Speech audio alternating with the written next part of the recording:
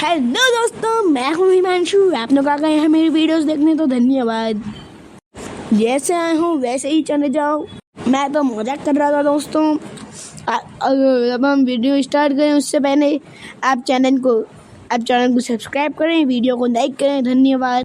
तो दोस्तों क्या हुआ, एक बार ये हमारा बंदी दोस्त है, अभी आपको उसकी शक्ल भी बताएंगे। उसको बुखार आ गया, फिर देखते हैं आगे क्या हुआ। अरे भाइयों, एक बार मुझे बुखार आ गया। आप लोगों को ही बताए बुखार कितना खतरनाक हो जाता है। एक ढक्कन लिकोरिन लो, सब काम तमाम। अगर मेरी तरह किसी और को भी बुखार हो तो लिकोरिन मत खरीदना, तुम्हारे पास पैसे नहीं है, तुम लोग गरीब हो।